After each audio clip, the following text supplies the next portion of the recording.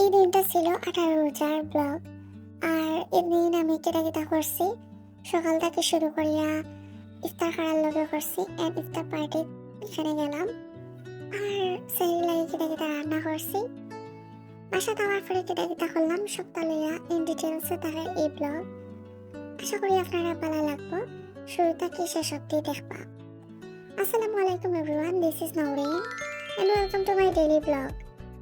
সেরে খাওয়ার পরে আর ঘুমাইছিলাম না, কারণ সকালকে বেলা আমার আর্লি সকাল একটা ক্লাস আছে, তো যদি ঘুমাই তাইলে এটা অ্যাটেন্ড করতে পারতাম না।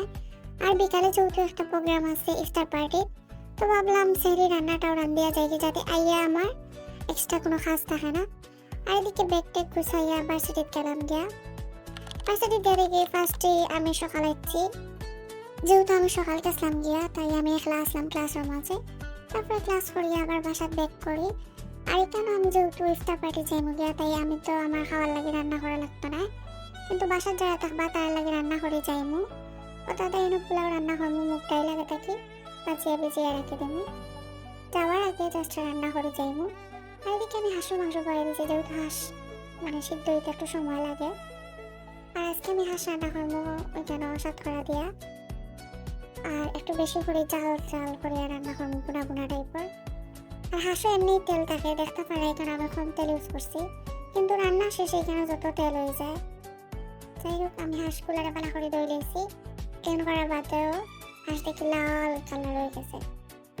হাঁস নর্মালি লাল কালারই থাকে কাটার পরে, জানি না। তারপরে এনে আমি একটু আচার ইউজ করলাম। বিকালপুর দিকে আমি রেডি হয়ে কিন্তু পোলাও বয়েছি, বুনা খিচুড়ি। আর এদিকে আমি রেডি হয়ে গেছি, বোরকা fancy and colour black colour.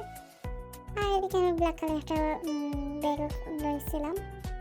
তো যাই হোক, তারপরে রেডি হয়ে তাড়াহুড়ো করে বাড়িয়ে গেলাম গিয়া, যেহেতু জাম হয়ে যাবার রাস্তায়, আর যেহেতু আচরা দাম পড়ে গেছে তার আধা ঘন্টা রাস্তার মাঝে বইয়া দেন আমি ভ্যানুত পৌঁছেছি।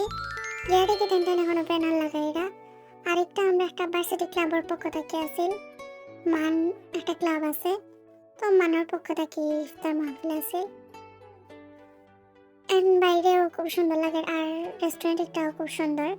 এন্ড দেন আমরা খানি সবটা সার্ভ করে গেছে, খানিগুলোও ভালো আছে। আর আমরা সব বোয়া পরে অনেক এনজয় করছি ইভেন্টটারও আমরা। তারপরে আমরা ফ্রেন্ডরা মিলে অনেক আড্ডা দিলাম আর গল্প করলাম, অনেকে ছবি তুললাম সপ্তাহ করা। তখন আমার ফ্রেন্ড একটা আমরা চুনিয়াম দিলা বা করিয়া দেন আমরা একটা খাইয়া খাওয়ার পরে সাদকে শিখে আমরা আলাদা করে আমরা মেম্বার হলোর লগে মিটিং আসিল। আর মদিনা মার্কেটটা কি সিলেট রাত্রে এই ভিউটা যে সুন্দর লাগে উপরে তাকে দেখিয়া। তারপর মিটিং শেষ করিয়া 8টা বাজে গেছে, দেন আমার ফ্রেন্ড একটা আমরা ড্রপ করছেন দুজনে। আর এদিকে ঈদর লাগে যে সুন্দর করে সাজানো হয়েছে সবটা, সিলেটে যে সুন্দর লাগে দেখিয়া। তারপরে বাসাতে এলাম, এই একটু রিল্যাক্স করিয়া দেন মাথার যে বেদনা করে রাস্তা দিন ঝামেলা হয়ে গেছে, তো একটু চা খাই। আর আমি আর আমার ভাইয়ে এখানেও বাহরখানে দিয়ে চা খাইতেছে, মজা লাগে কিন্তু। আর রোজা মাস আইলে একমাত্র বাহরখানে খাই। তারপরে সেটি রান্না করিলাম। আর যেহেতু আমি বিকালে রান্না করে গেছি হাঁস, তো ওই দেখো হাঁসের মধ্যে এখন লাগে যে তেল, কিন্তু দুপুরে আপনারা দেখছেন একদম তেল কম আছে। তারপরে সেরি খাবার টাইম আছে, আর এখানে আমি শুটকি শিরাও রান্না করছিলাম রাত্রে ইয়া, যেহেতু হাঁস তেমন একটা পছন্দ নয় আমার।